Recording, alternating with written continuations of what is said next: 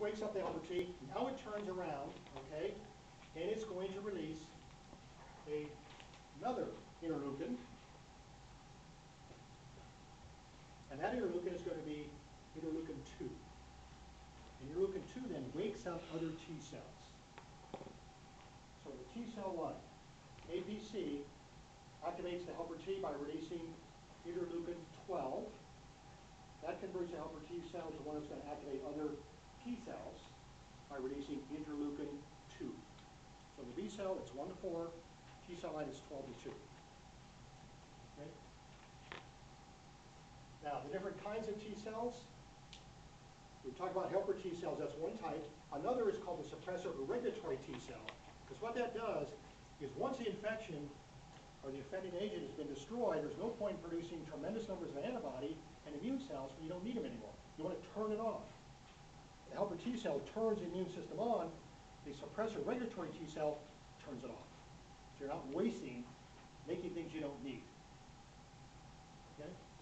These are called suppressor or regulatory T cells. I think your book uses the term regulatory. It used to be called suppressor Ts. But another T cell, and a very important one, is the cytotoxic T cell, also called killer T cells, or T8 or CD8 cells, because they have different molecules on their surface than the helper Ts, which are CD4s. Okay? What's CD stand for? I don't care. I'll do anything. Cluster differentiation. Okay? But anyway, different molecules. All right, these cells, though, the killer T or cytotoxic Ts, these will kill other cells. That's how they work. Not by phagocytosis, by releasing toxic chemicals. So they will deal with abnormal cells like cancer cells in your body. Unfortunately, transplanted tissues, it's the T cells that will cause that organ to be rejected if they're not suppressed, because your immune system recognizes, unless that graft or that organ came from an identical twin, most of us don't have that luxury, there are going to be different antigens on the surface, even though they came from maybe a close twin relative. So you basically have to knock down your immune system, or those T cells will just destroy the organ. How do they work? Well, these activated T cells basically cause cell lysis. They do it by producing what is called perforin. Well named, because what it does, it perforates the cell membrane, forms nice little pores. And of course, what does that do? It causes cell contents to leak out and destroy the cell. But in addition, it releases what's called granzymes. Okay, it's punched holes in the membrane of that cell that is abnormal, or that cell that's infected with a bacterium or a virus or whatever. And now these granzymes actually go into the cell, and they activate enzymes in that cell to cause it to self-destruct. Believe it or not, they call it what's called apoptosis. That's cell suicide. The cell actually has built into it inactive enzymes. Once they become activated, they basically break up or destroy the cell. Sort of like warships. Okay? Warships always had charges set in them because you didn't want the enemy to capture your ship. So if you knew you were going to have to surrender the ship, okay, get to the lifeboats hopefully, and then set those charges. So before the enemy could capture it, it would blow the ship up and sink it. Okay? Same thing here. You got these charges that haven't been sent yet. And now what's going to happen is these enzymes get in, they light the charges, and then cause the cell to self-destruct. Granzymes. Okay? So this is what your T lymphocytes do. They kill, not by phagocytosis, they kill with chemicals. They punch holes in the membrane, perforin, and then contents leak out. And also they allow these enzymes, granzymes, to come in, activate these inactive enzymes in the cell, basically destroy the cell, degrade the DNA. Okay? Okay, cytotoxic T cells can also help to protect us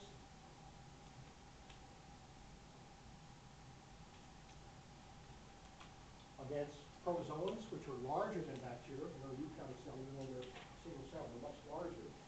And of course, multicellular parasites, like helminths, worms. Cytotoxic T cells, okay. We also have memory T cells. And the memory T cells, like the memory B cells, remember the antigens. Okay? So next time you encounter them, you respond much more quickly and much more effectively. And not only antibody production, but also these cytotoxic T cells being produced. Okay? And a type of hypersensitivity called delayed hypersensitivity. Now, there are 4 different kinds of hypersensitivity. We're not going to go into them. 3 of them involve antibodies. But the 4th type, which is called delayed hypersensitivity, involves activated T cells. And because it takes a while to activate these things, and for those T cells to migrate to the site where the antigen is, the reactions or signs or symptoms are delayed. You have a TB skin test, for example. They inject the antigen under the skin, hopefully intradermally, okay? And then they say, come back in about, 48 hours or so, and read the reaction. Because what they're looking for is a delayed hypersensitive reaction. If you've had exposure to the TB bacterium, you've been sensitized, and then you react. And you get this big wheel and flare. It's like a big, giant mosquito bite, okay? And it takes about 48 hours or so before the thing really goes up. Because the T cells have been activated, the T cells have migrated to the site, and they bring about this reaction that you see. That delayed hypersensitivity is due to these T cells. And these are also thought to be important for protecting against these chronic diseases like tuberculosis and also cancer. Many of the abnormal cells we produce, and we constantly produce abnormal cells, are destroyed when we have a chance to produce a tumor or cancer by our T cells. Unfortunately, as we get older, the immune system is not as effective, and that's why cancer is much more common in older people. Not surprising. Any questions?